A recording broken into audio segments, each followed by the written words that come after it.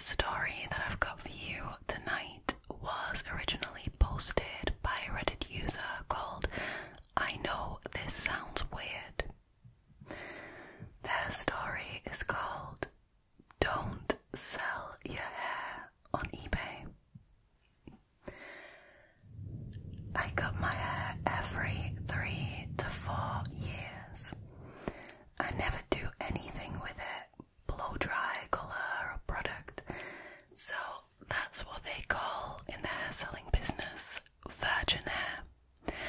I do not have virgin hair, as you can probably see. It's ideal to make hair pieces because it isn't very damaged. I sell about 10 to 12 inches on eBay each time I cut it, and I donate part of the money to wigs for kids, which makes hair pieces at no cost for young cancer patients. Now, I used to donate my actual hair to Locks for Love, but they're super picky about what they use and apparently end up throwing a lot away. Now you see, that is a waste. Now, I am very curious about the weird things people do. Same. So I once asked a buyer what she planned to do with hair. She said she makes smaller hair pieces for people with partial hair loss. Cool. Yeah, that's not really weird. That's good, right? That's the best reason you can hope for somebody buying your hair. Now, about 5 years ago, I listed my ponytail and somebody bought it for $50. Then I make the mistake of asking this person what they were going to use it for, thinking I would get a similar answer. Now, he told me this very strange story about how he was volunteering at an after-school program at the library. They had read some book about cancer, and now he was buying the hair to show the kids what they make wigs out of. What? You can't just show that with your own hair? Like, look kids, look at your own hair, this is what they make wigs out of. Doesn't make any sense. This made no sense to me. See? I thought that it was odd, but then again, people are odd. True. So I printed out the postage, packaged up my hair, and got ready to ship it. Then I get a message from him with a link to my profile on my workplace's website, asking if this was me. He said he wanted to know more about me, why I was selling my hair and so on, and I freaked out. I mean, understandably so. So I googled his name. I found out that he was actually 16 years old and his parents were high-powered government attorneys.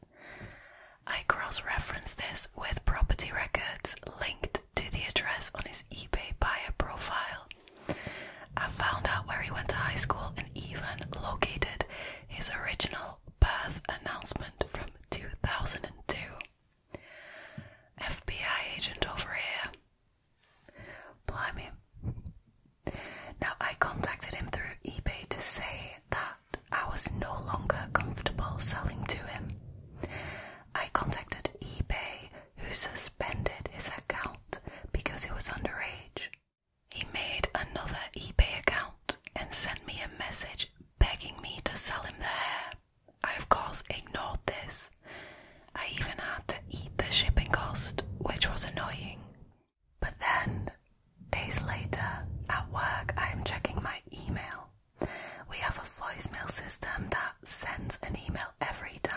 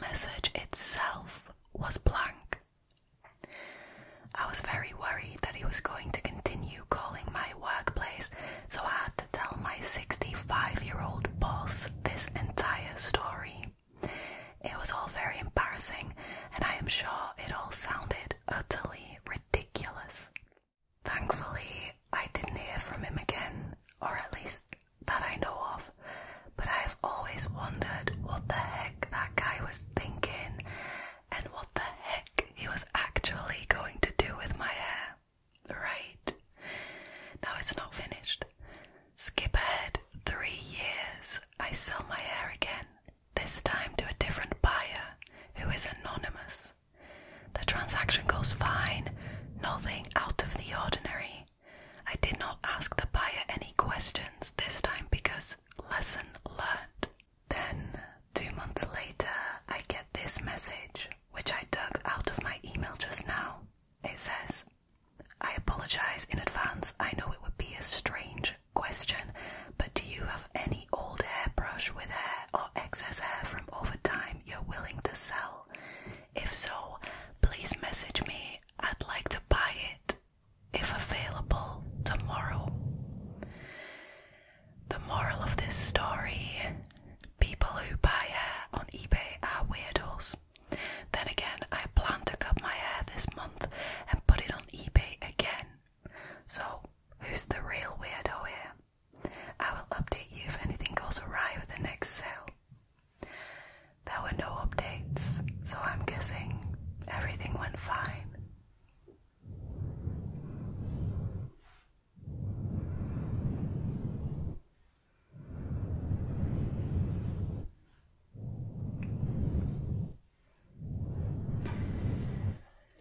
Now listen, you can't really sit here and say that everyone who buys hair on eBay is a weirdo, because one of the first sales, or at least one of the first people you asked what the hair was going to be used for, was going to use it to make hair pieces for people who have lost hair.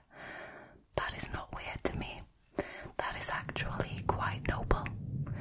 Well, I'm assuming they're actually charging for it and it's a business, but still, it's not a weird business, right? So not everyone who buys hair on eBay is a weirdo, but that guy you spoke to, I mean, I'm thinking this 16-year-old had his eye on you for a while, right? He had his eye on the Redditor for a while, and maybe he was making a life-size doll of her, right? Because how else did he know all that stuff about her, like where she worked? He sent her own work profile asking, "Is this you?" He phoned her workplace from his mum's landline. Like, that is wild. That is wild. I think there is a pretty high chance that this boy, because that's what he is, a boy, he's 16, was actually obsessed with this Redditor, like secretly, and he was making a life-size doll of her so he could have little tea parties in his bedroom, you know, special tea parties. That's what I think it is.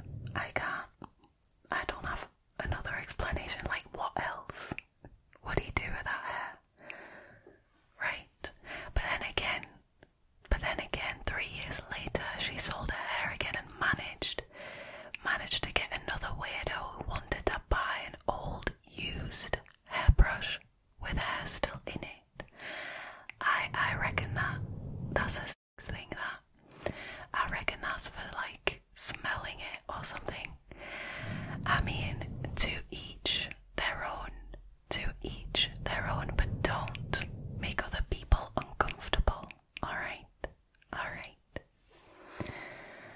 Okay, so that was the first one. That was quite a wild ride, but it is gonna get even weirder.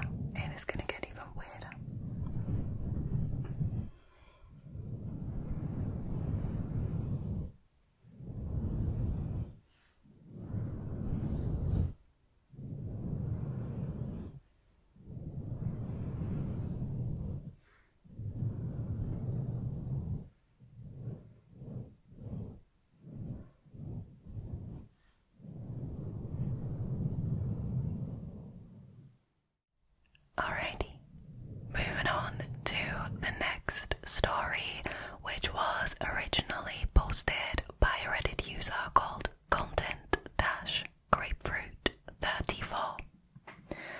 Their story is called Craigslist Ad: Teen Girl Clothes for Sale. I had just gotten out of high school and I was cleaning out my closet.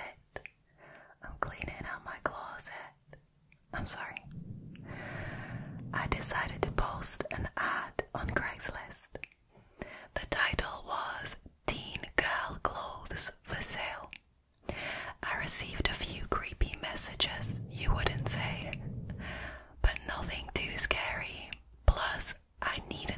so I waited a few days for a serious buyer. That's when Annie emails me. Her message said something along the lines of, "Hey, can you meet in the Walmart parking lot? I'd like to buy all of your clothes today." I was so eager to sell them, but I didn't want to go to a parking lot alone. Smart. So I asked my mum to come with me and she agrees. I let Annie know that I can meet anytime between 5 and 7. That's when she asks for my phone number and I gave it to her. Back then I gave my number to anyone who asked. Don't do that. So I'm texting this girl trying to arrange a time to meet when she tells me that she has to wait for her mum to get home from work so she can drive her to Walmart. I'm immediately relieved because I'm thinking, okay, great, she's bringing her mum, I'm bringing mine, we're meeting in public, all is good. All was not good. We agreed to meet up at 6:30 at the far right side of the parking lot. I was excited to get rid of all these clothes and get some money too. We head to the side of Walmart, park and wait. I text her and I let her know that we're there, waiting, and the first red flag to leave should have been a reply. "Are you alone? What kind of car are you driving?" I tell her, and I also let her know that I'm with my mum. No response. At this point, it's getting dark, and I'm looking around the parking lot to see if I can find her, and that is when I spot him.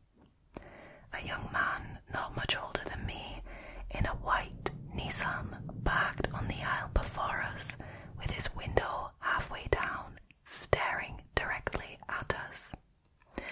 So I asked my mum, "Do you see that guy? Why is he staring? How much longer should we wait for Annie?" She casually glances in his direction. Up until this point, we had both been on our phones, not paying too much attention to anyone around us. I have since learned about the term situational awareness. Pay attention to your surroundings, people. That's a good tip. I say it all the time, keep your head on a bloody swivel, okay? Now, I figured she would text me when she was almost there, but she hadn't, so I called her. No answer. Then the man in the aisle over rolls his window all the way down, still staring, and starts blowing bubbles. Like actual bubbles. Soap bubbles. I can see him holding the container, gently blowing these bubbles in our direction. What the hell? He pauses and smiles, but it wasn't a warm smile, it was a sinister one. We are familiar with the sinister smile on this channel. Now my mum and I take one look at each other and I start the car. We begin to put the pieces together when we realise that this grown man in front of us is probably Annie. Not only does he have my phone number, but now he knows my car's license plate number. I'm trying not to freak out. He sees us pulling out of the parking spot and he gets out of his car and stares at us while we haul ass out of there. I was praying he wouldn't follow us, and he didn't. I guess seeing me with my mum threw him off. He thought I would be alone, and I am so grateful I wasn't. I blocked the number and never got another message from Annie. Needless to say, I didn't end up selling my clothes that day, and I haven't been on Craigslist since.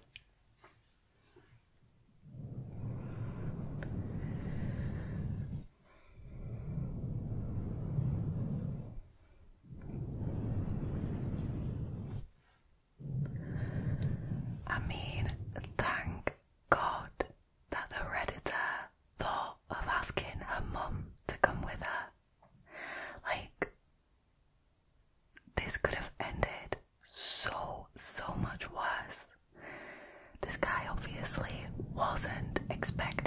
to bring her mum.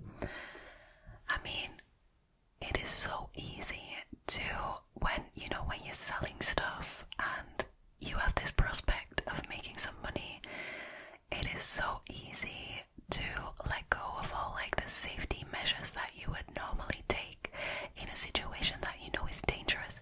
Even though like selling online, especially Craigslist, you come into contact with some really, really weird people, okay?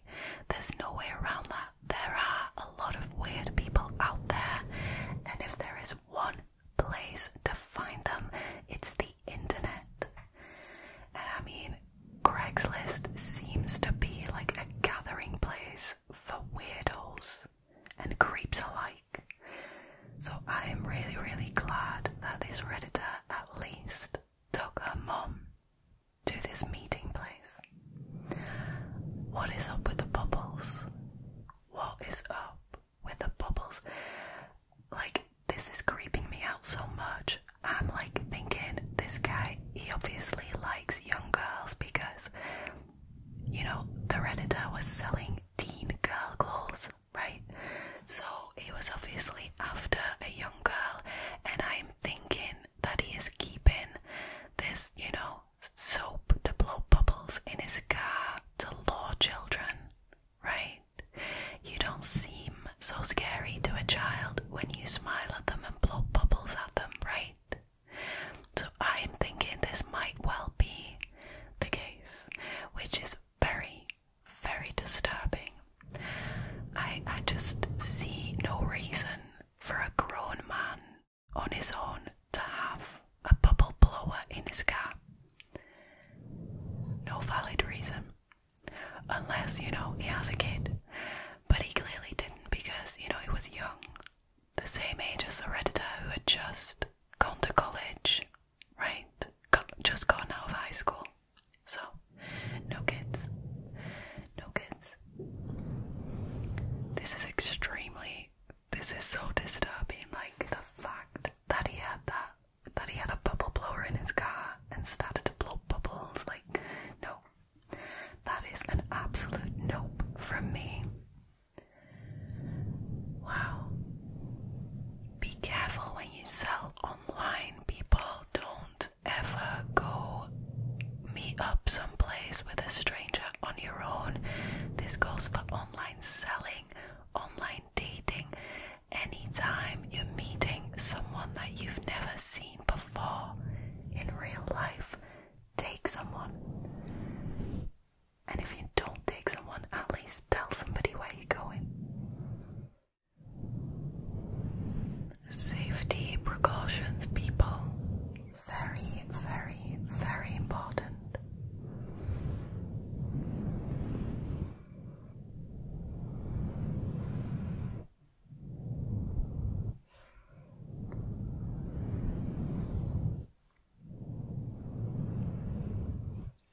Let's move on to the next one.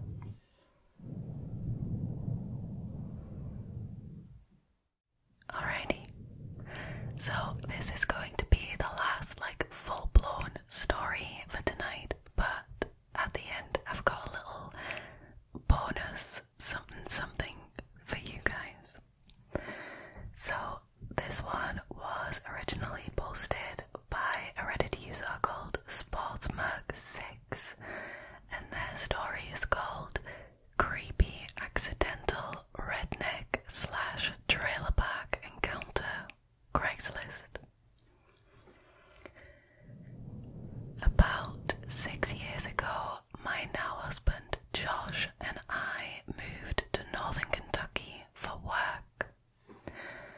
Northern Kentucky is part of a tri-state area with Ohio and Indiana. This was our first apartment that was larger than a shoebox, can relate, and we were looking for some extra counter space. We found the perfect microwave cart on Craigslist, so Josh called up the seller, who seemed perfectly normal. The address was on Wren Road in Ross, which we assumed was in Kentucky. We also assumed, based on our experiences with waterfront property on the East Coast, that it would be a nice neighbourhood, as it was right on the Ohio River. Now, you know what happens when you assume, right? When you assume, you make an ass out of you and me. So, I wonder where this is going. So we mapped out our route and went on our way in our Mustang convertible. It was just getting dark outside at this point. After a considerable drive, and after passing the road by accident, we found it. In addition to the street sign, which was mostly hidden by bushes and trees, it was marked with some very faded wooden signs, which we couldn't read very well in the dark. Those signs probably should have been our first indication that something wasn't right, but we vaguely took notice and turned down the street. Upon going over a small hill that included railroad tracks going perpendicular to the road, we bottomed out and lost our muffler. So, with our car now extra loud, we came out of the trees into a small trailer park. There were about 5 trailers on each side of the road, which ended in a cul-de-sac. Immediately, we were a bit nervous, having not expected a scene like this.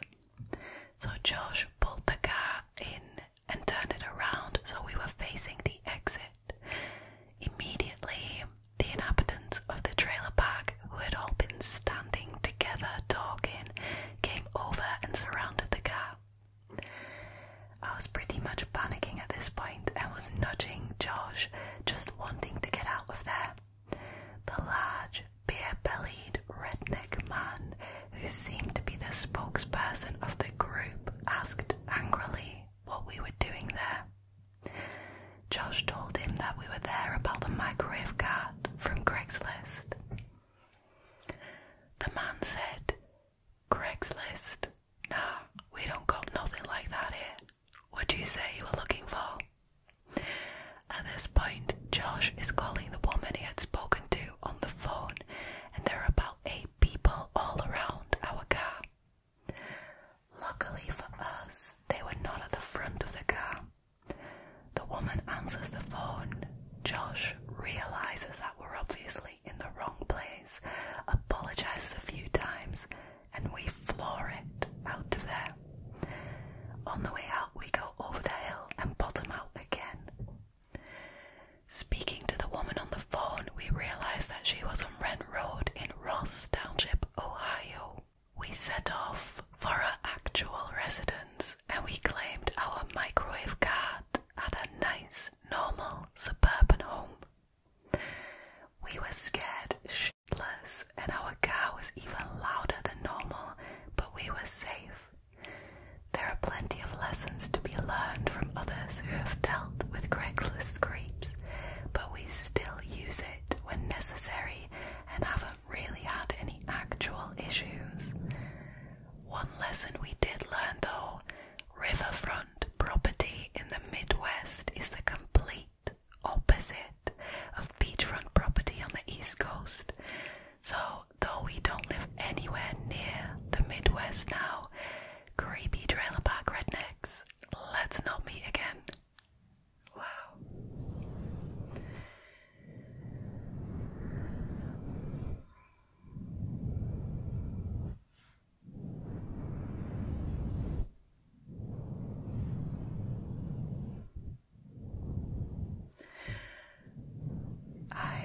Wow. So in this instance, it wasn't actually the Craigslist seller who was sketchy, but the Redditor and her husband just managed to get themselves into this really sketchy, uncomfortable situation. I actually did something similar once. That was actually in Curacao. I've told you so much about Curacao already, but I'm not entirely sure that I've told you this. I was always the designated driver in Curacao, and at one point I also took a wrong turn in. This was the thing,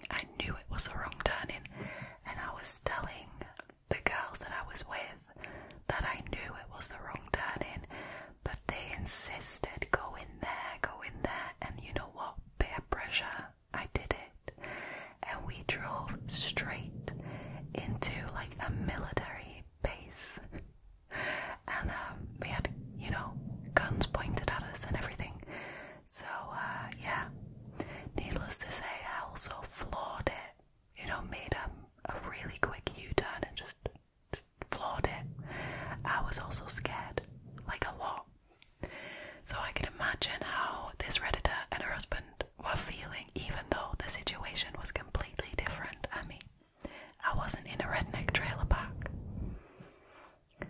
But I can imagine that it must have seemed a bit odd that some random couple came and were inquiring about a microwave cat in this tight-knit redneck community.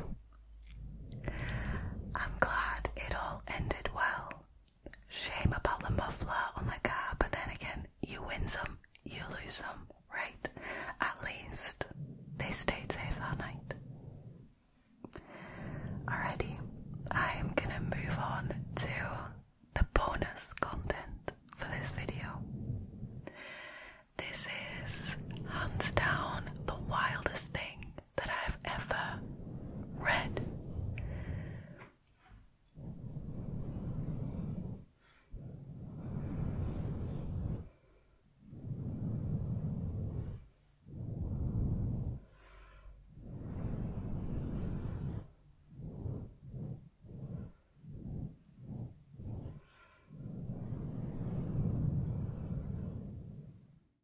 Alrighty, so I have managed to find an actual screenshot from a Craigslist listing, alright, and it was posted about a year ago to Los Angeles Craigslist, okay. Now this is going to be word for word what this guy put, alright, like this is not somebody, you know, describing a situation. This is word for word what this guy put in his ad. And like I said, it is the wildest, it's the wildest ad or listing that I have ever seen. So here it goes. Alright, you should also know that it is written in all caps. $40, 1 bedroom, 789 square feet, furnished, 1 bedroom, 2 bath, Beverly Hills adjacent. That's the title. I am a good-looking, multiple property owner and movie producer, and I reserve a few of my smaller units for a song to those who are in great need. If you are a submissive and natural-looking person, no tattoos, no rings, no botox or enhancements, reductions or piercings except your earlobes, that is currently homeless and thus living sofa to sofa on the streets, in your car and or shelter, then I will get you housed today. Pay nothing now as the first 2 months are completely complimentary. All utilities, including Wi-Fi, is covered in full by me. There are no credit checks. I am a looky loo. I am a looky-loo, and a touchy-feely, and a lovey-dovey, and you must have no qualms in letting me watch and touch you when you shower, pee, poop, and get massaged in the nude. It's not even finished. You haven't even heard the worst yet. You must have your natural hair colour. It can be black, brown, red, blonde, grey, or salt and pepper. And you must have your full complement of pubic hair on your vagina with never ever any shaving, trimming, or shaping allowed. I have a lucrative part-time paying side job if you so desire. I will not respond to any emails. Call only anytime 24/7.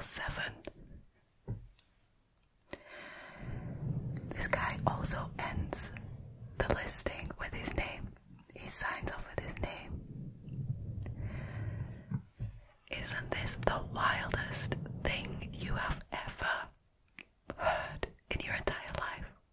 Like, this is bonkers, right? I mean, where are these people getting the audacity from to post something like that? I mean, at least he's being upfront about being a creep, and he's not just trying to get a roommate, because you often see listings for, like, you know, people looking for a roommate to share the cost, but then the roommate has to meet all of these weird requirements, like has to be this tall and like certain proportions, or like has to be female, like, you know what I'm saying? At least this guy is being completely upfront, like, I am a looky-loo and a touchy-feely. You must have no qualms in letting me watch and touch you when you shower, pee, poop, and get massaged in the nude. What is this world? This is mental. This is mental. Also, can I just point out that he is looking for someone submissive and natural looking, and then he includes a list of things that you can't have, like Botox or fillers, reductions, tattoos. I understand that, but then he includes rings. You can take a ring off, right? You can take a ring off. Why are rings included in this list? I know. Truly, there is so much wrong with this listing, and you are saying about the ring thing. I know. I have a problem. But yeah, you guys, I really wanted to share this listing with you because this is one of the wildest things I've ever seen or heard of in my entire life. And I hope that the person who took the screenshot and posted it to Reddit also reported this guy on Craigslist. I mean, it has his contact info, it has a map, it has everything. Like, this guy was so cool about the fact that he was an absolute creep that he just put everything out there. Absolutely insane.